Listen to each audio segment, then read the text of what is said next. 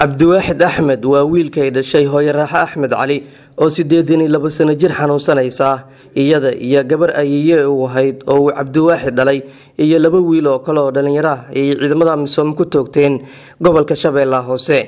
Cabdiwaaxid oo telefoonka kula hadlay ayaa ii sheegay in hooyadiis ay xanuunsaneyd oo laga soo qaaday deegaanka Shalambood isbitaalna loogu soo qaaday Muqdisho. waxaana la socday gabadhiisa Samsam Cabdiwaaxid oo 9 sano jir ah iyo laba wiil oo saaxiibadii ah si ay Muqdisho u keenaan.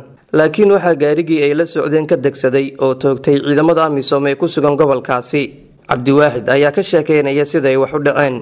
walaalow saakid waxnimadii ayaa yar saaxiibkay ah soo qaaday hooyaday oo waayeel oo 80 jir oo xanuunsan iyo gabar yar oo saqiir oo aan dhalay iyo yar saaxiibkay oo soo qaaday oo ka soo qaaday Buulamareer waqti adiga nudkii saax meelahaas ah ayay ku joojiyeen magaalada Buulamareer afkiisa qolada Amsom dagaalada markay joojiyeen way arkeen way dejiyeen afartii qof way dileen bay midkood iska saareen.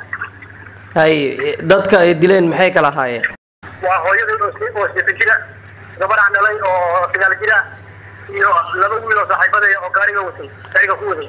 sababta ma ladin sheegay marka ee falkaas u sameeyeen ciidamada misoom?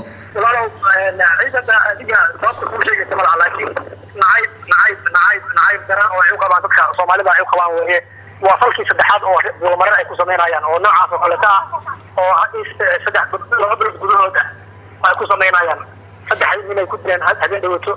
intee marka waxaan u fahmay warkaagu inay Buulamareer reerku ka soo baxeen halkay ku sii jeedeen? xamar ay ka socdeen way xanuunsaneen hooyo xamar loo soo waday isbitaal ba xamar loogu soo waday. amisom waxay gaadiidkooda ku jireen dad shacab ah oo qaarkood dhintay qaarna wali isbitaalada dhaawacay la jiifa. madaxda amisom iyo kuwa dawladda Soomaaliya oo saxaafaddu wax badan arrimahan ay ka weydiisay waxa ay ku gaabsadeen in la baarayo walina waxba kamaysan soo bixin baaritaanada madaxdu ay sheegeen. Cabdinaasir Maxamed Cali Hoon Cable TV.